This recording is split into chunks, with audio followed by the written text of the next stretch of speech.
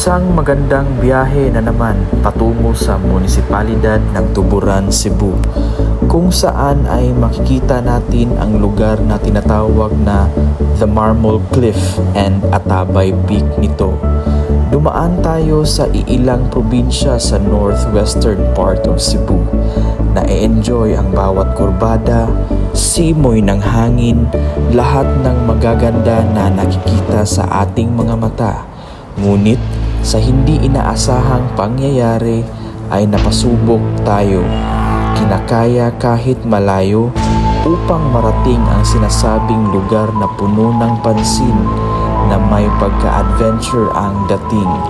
Dahil sa resulta sa nagawa natin, may isang lugar na nasakripisyo na di na kayang puntahin. Pero sa kabila ng lahat ng hindi inaasahang pangyayari, ay matagumpay namang nakarating, which makes it very satisfying, especially nung nakita ko na ang mismong dalawang malaking bato na karamihan inlarawan ng mga tao na ngayon nakikita ko na sa dalawang mata ko. Matatagpuan ito sa Barangay Marmol, Tuburan, Cebu.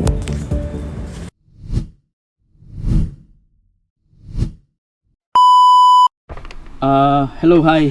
Good morning mga casters, no. So, by the way, today is Saturday and time is already 8 o'clock in the morning, no. So, today mga casters, will be vlogging two different places. Two different places pero located lang siya in one municipality, no. So, pupunta tayo sa Tuburan. So it's a municipality here in Cebu, which is more on nasa northern Cebu siya located, no. So sa Tuburan, makikita natin yung dalawang places na papuntahan natin for ngayon for our today's vlog. So we'll be going to Marmol Cliff sa Tuburan and the Atabay Peak. So both of those places can be seen or is located at the Tuburan municipality, okay? So tara mga casters, samahan niyo ako for today's vlog. So mga casters, andito na tayo sa labas, no? So papaalis na tayo pero dadaan muna tayo ng 7-Eleven mga casters. So mga casters, ipapakita ko lang sa inyo mga casters yung biyahe natin, no? So we're still here as always, Katmon, no? So yung estimated na distance natin mga casters is 49 kilometers. Estimated time will be 1 hour and 14 minutes mga casters, no? So again, based sa Google Maps mga casters, meron tayong ibibiyahe na estimated distance which is yung 49 kilometer, no. 1 hour plus minutes yung estimated time. So tara mga casters and samahan niyo ako sa biyahe natin.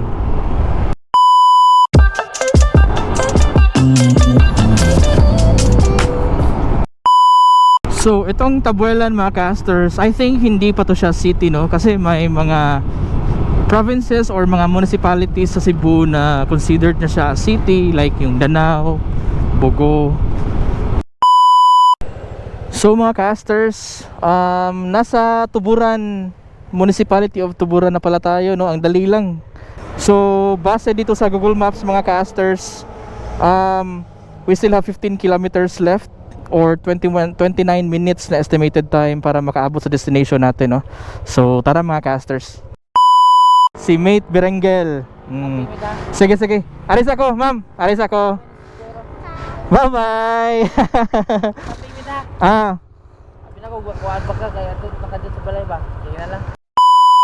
So mga casters, andito na tayo sa lungsod ng Tuburan, no? Ito yung municipality kung saan makikita natin yung Atabay Peak and yung Marmol Cliff, okay? Pero currently, umuulan siya ng konti mga casters, no? So somehow bad news yan, no? And hindi maganda puntahan yung Marmol Cliff if umuulan daw. Mas magandang puntahan yung lugar na yun if mainit siya. Pero try natin i-observe, baka mawala lang yung mga ambon-ambon at saka yung ulan mga casters. So may mga iskinita dito mga casters kung saan ito na yung magli-lead sa way patungo dun sa Atabay Peak and Marmol. By the way mga casters, naka-vlog na tayo sa Tuburan 360. Just check in my videos. Yung rota patungo sa Tuburan 360 is just the same daw sa Marmol Cliff and sa Atabay, okay? So mga casters, kung na-check nyo yung vlog ko nung pumunta tayo sa Tuburan 360, no? Dumaan din ako pala dito. Yan. So pagdating nyo dito talaga na area mga casters, mag-stop ka muna mga casters. Kasi may maghihingi ng fee, environmental fee, no? Ano lang naman, 20 pesos, no? Regardless if pupunta ka sa Atabay Peak or sa Marmol Cliff or sa Tuburan 360 and restaurant, so 20 pesos lang yung mababayaran nyo. Okay, so sabi ni ma'am, kasi pangalan na to ma'am? Jean Apulia. Sabi ni ma'am Jean, siya yung nangongolekta sa bayad sa environmental fee, no? Kasama niya yung siguro yung apo niya. Oo. So yan, dito sila lang sa standby, so hinto muna kayo dito mga casters, and yan, babayad muna kayo sa environmental fee. Pero regardless if pupuntahan mo yung tatlong mga tourist spots mga casters, 20 pesos lang pa rin yung babayaran nyo. Okay, so sabi ni ma'am Jean mga casters, hindi advisable na pupunta ngayon sa Marmol Cliff kasi nga yung panahon ay medyo maulan-ulan, no? Kasi yung dadaanan talaga natin daw doon sa Marmol Cliff is talaga siya, may tubig talaga, no? So if umuulan yung panahon, rainy ang panahon, so baka may baha na mangyayari, so hindi na tayo makakabalik sa pinagkaroroonan natin mga casters. So we'll see, try natin i-check. If hindi talaga kaya, hindi natin pilitin mga casters. Okay, so if i-cancel natin, if need natin i-cancel yung Marmol Cliff, doon na lang tayo sa Atabay Peak. Okay, obviously hindi na tayo pupunta sa Tuburan 360 kasi tapos na tayo doon, nakapag-vlog na tayo doon. Okay, so tara mga casters. So dito mga casters, galing tayo doon, lumagpas lang ako kaya doon ako galing. Pero if galing kayo doon, nasa left side obviously, so dito kayo papasok para sa Marmol Cliff. So mga casters, itong lugar na pinasukan natin ay belong na to siya sa Barangay Alegre, Tuburan, Cebu, mga casters. So mga casters, if hindi natin kaya talaga, since maulan yung panahon, hindi natin pipilitin mga casters, hindi natin pipilitin. Yan, so dito pala kayo dadaan mga casters kung papunta kayo sa Marmol Cliff.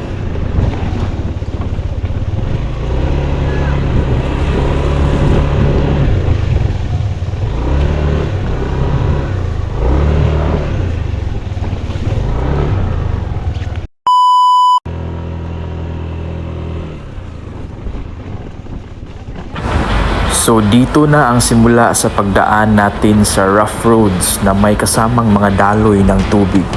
Kung napansin niyo bakit maputik ang tubig, ay dahil ito sa ongoing excavation doon sa unahan. Kasi normally, clear lang mostly ang mga tubig dito sa daanan.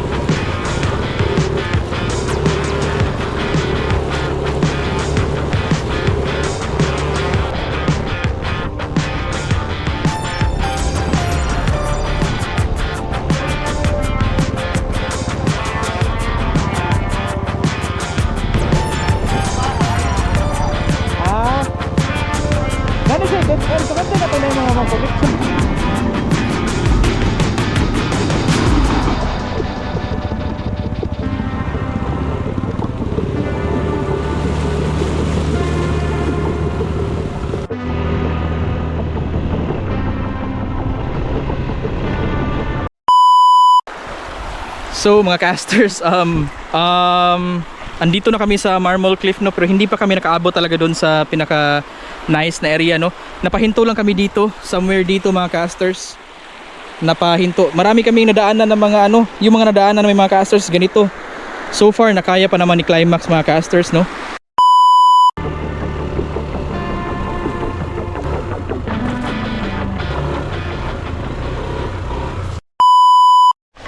Mga casters, andito pa rin tayo sa Marmol, no? Kaya pala Marmol Cliff ang tawag dito mga casters kasi ano, Barangay Marmol na daw to, no? So, ito yung area dito mga casters. Yan. Fortunately, may nakita tayong isang tao, no? Si Sir, hindi ko pa natanong yung pangalan niya. Siya yung nag-guide sa akin papunta dito. And hindi pa tayo umabot talaga. I think dun pa sa unahan mga casters, okay?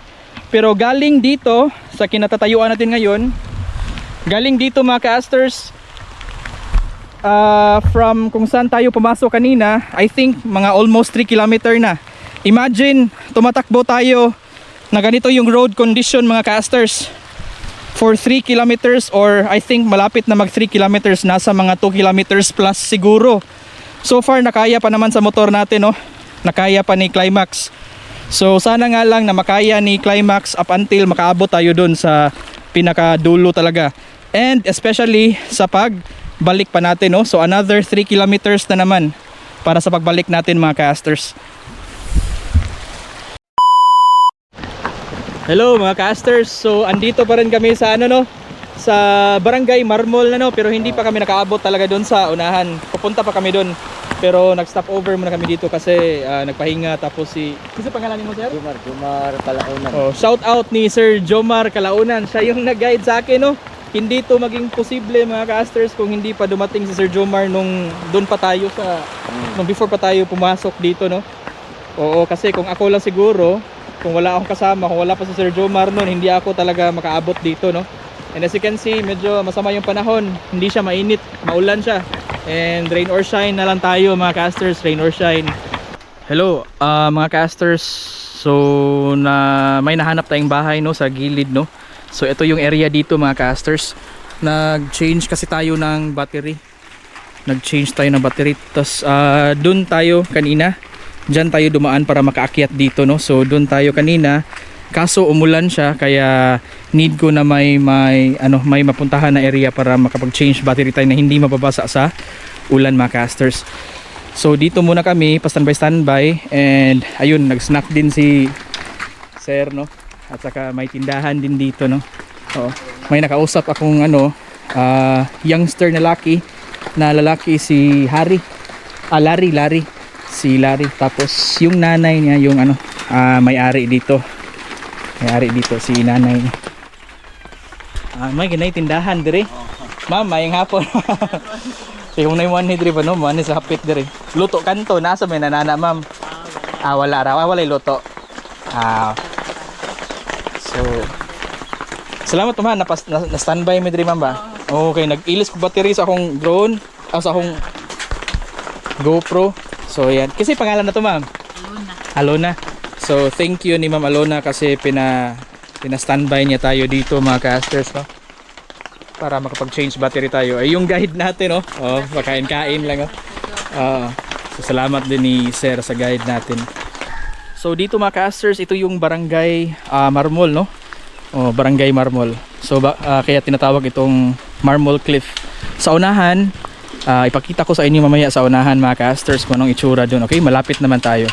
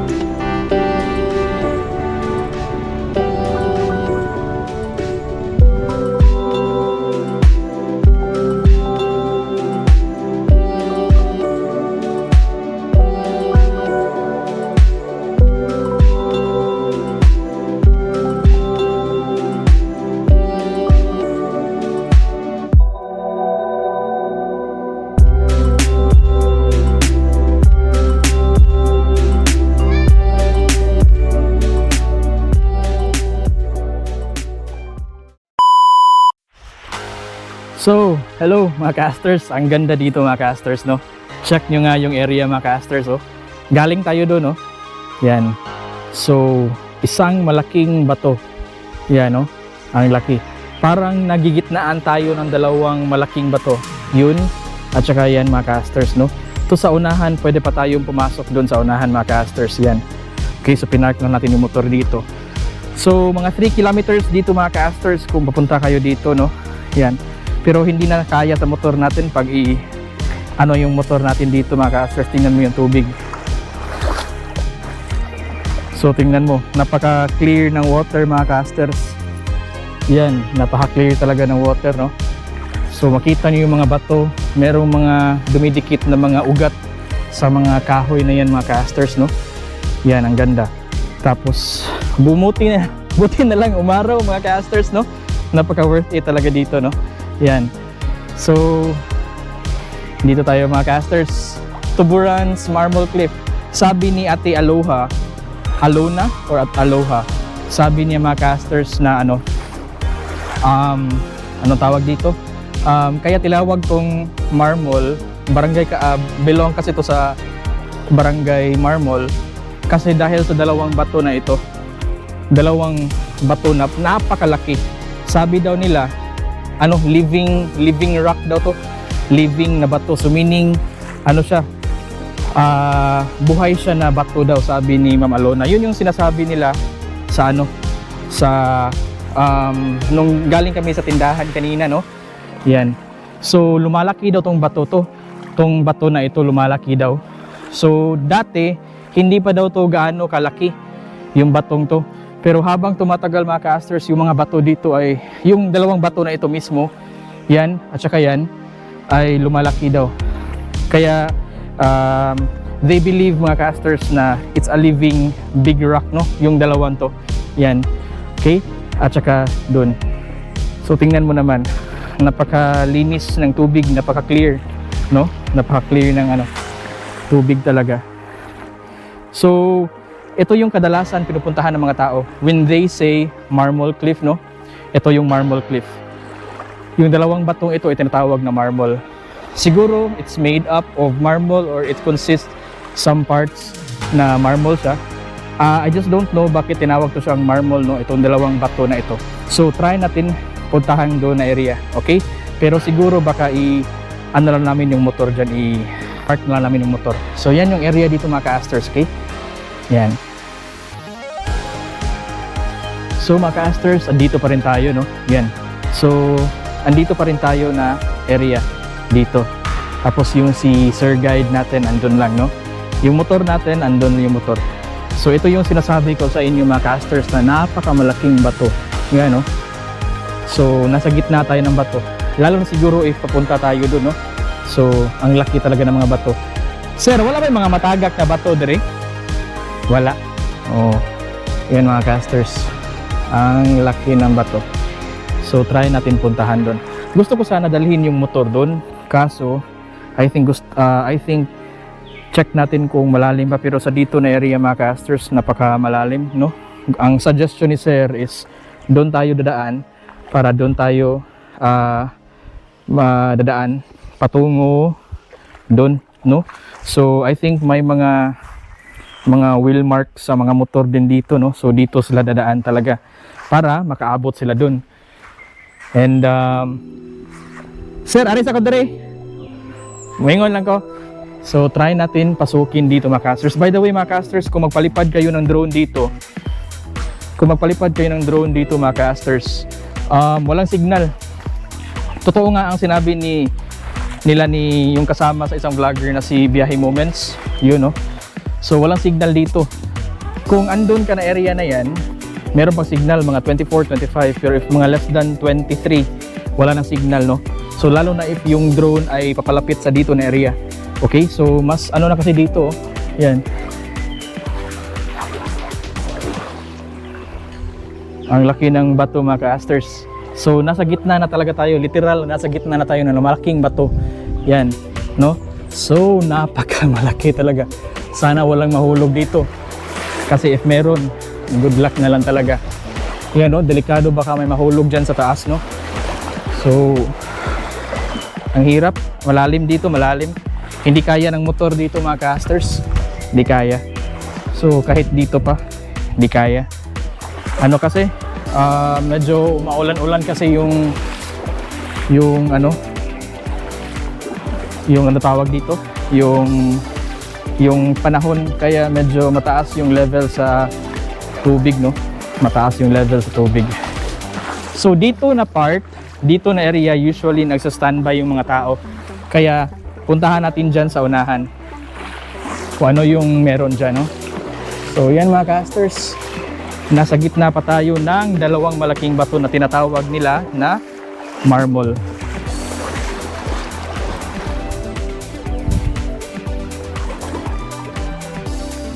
Ah? Oh, okay na. Okay na. Okay na, sir. Yan. So, ang laki ng mga batong to. Hindi pa rin ako makapaniwala mga casters na itong mga batong to ay buhay. No? Buhay daw na bato. Lumalaki at lumalaki dito habang as time goes by, no? Yan. So, ang ganda mga casters. Yan.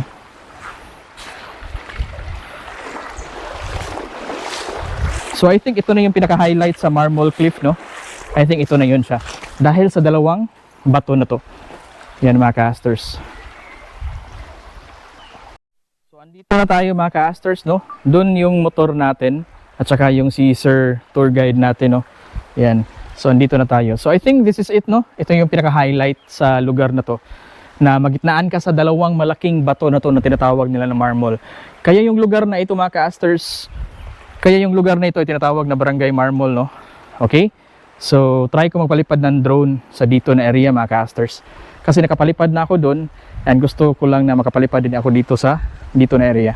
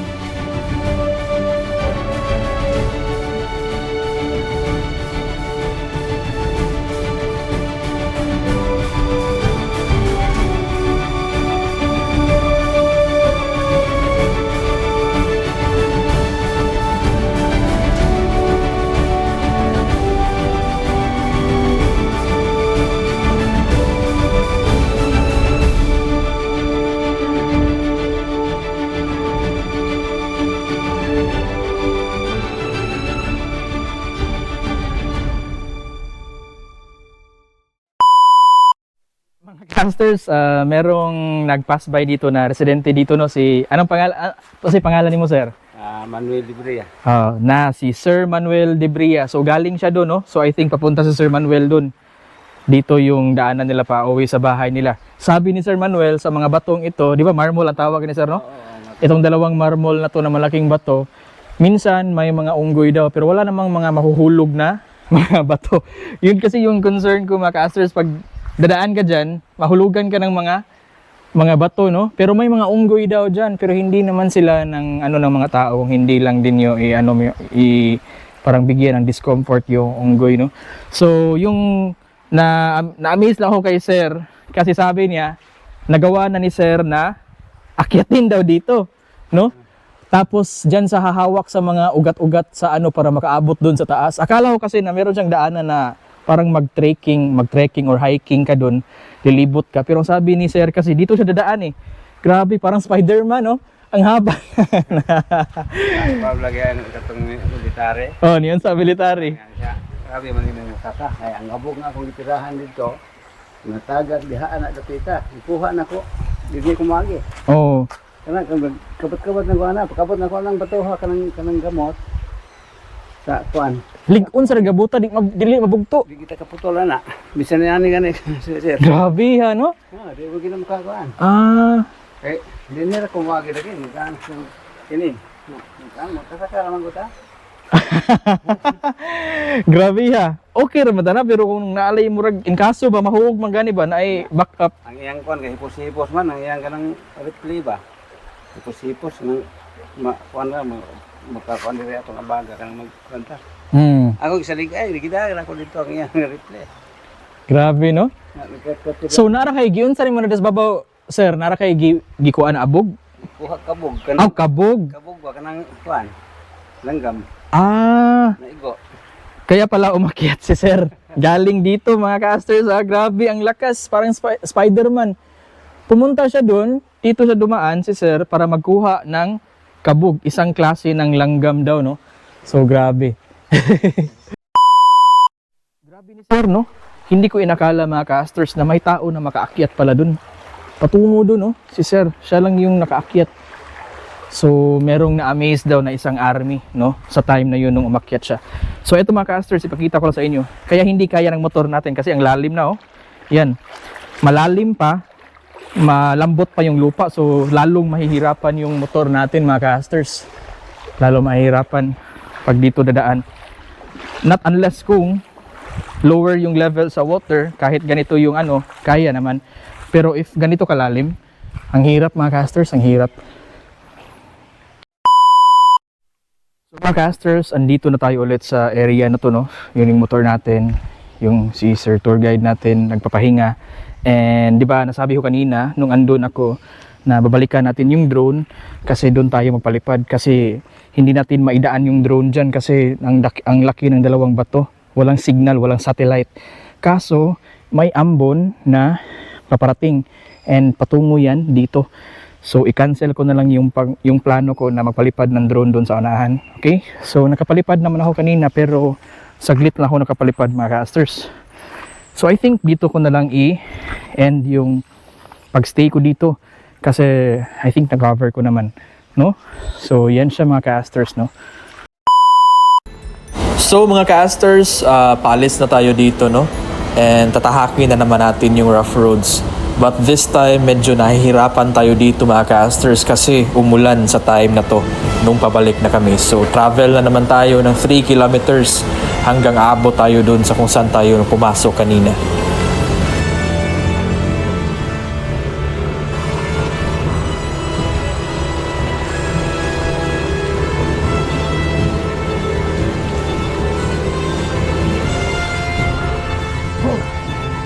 Akin, sana hindi ko bumigay. Yan o, umuusok. Umuusok.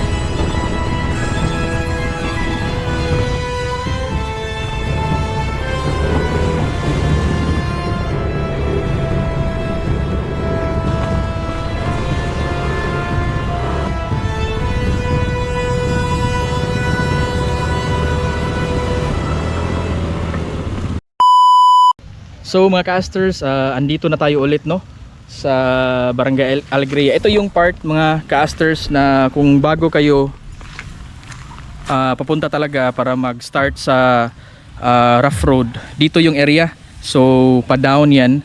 So ito yung Barangay Alegria. So once kung dadaan ka na dyan mga casters, yan na yung simula sa ano, sa kino-consider natin na rough road talaga up until aabot tayo dun sa anong tawag dito, yung dalawang malaking bato, yung Marmol Cliff, no. So mga almost 3 kilometers, no.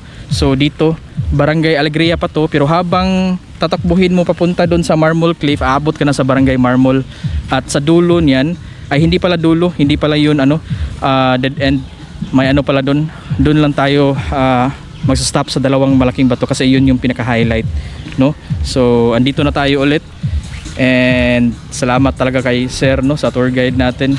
And from here mga casters, from here ipa-rest ko muna yung motor ko kasi grabe yung pinagdaanan ng motor natin kanina. Umusok na yun mga casters, umusok na siya, na smell na natin yung baho sa ano niya, sa lining niya, sa makina niya. So i-rest muna natin bago tayo babiyahe pabalik sa Katmon, no. So yun mga casters. So mga casters, wala na tayo sa Marmol Cliff, no. Thankfully mga casters, at nakaya natin, no, nakabalik tayo dito sa andito tayo ngayon sa lungsod ng Tuburan, sa poblasyon Tuburan, no. So andito na tayo ngayon. So thankfully, thank God na nakabalik tayo ng safe kasi grabe yung experience ko dun mga casters. Muntik nang bumigay yung motor natin, umuusok na yung makina niya, yung CVT niya sa ilalim, no. So grabe yung experience, panoorin nyo talaga mga casters yung experience natin dun. So time check mga casters, it's already 4:20 PM, and hindi ko na itutuloy mga casters yung ano, hindi ko na itutuloy yung sa Atabay Peak kasi obviously 4:20 na, wala na tayong oras. Hindi ko kasi in-expect mga casters, hindi ko in-expect na ganun pala kahirap pag papunta dun sa ano, ganun pala kalayo, no, 3 kilometer pala. Tapos yung dadaanin mo sa 3 kilometer na yan is puro may tubig, may putik, may mga bato, malaki, maliit, no. So yun mga casters, hindi ko in-expect na 3 kilometer, kaya natatagalan tayo. Thankfully natapos natin, no. So sa ibang off days ko na lang i-vlog yung Atabay Peak mga casters, okay. So babalik na tayo sa Katmon, no. So yung starting point natin ngayon mga casters is ano, dito tayo ngayon sa lungsod poblasyon ng Tuburan. So base sa Google Maps ay babiyahe tayo ng 42 km pauwi tayo balik sa Katmon, no. Kung saan tayo dumaan kanina from Katmon to Tuburan, same lang din yung daanan natin from here Tuburan balik sa Katmon, okay. So thank you for watching mga casters, God bless and always take care.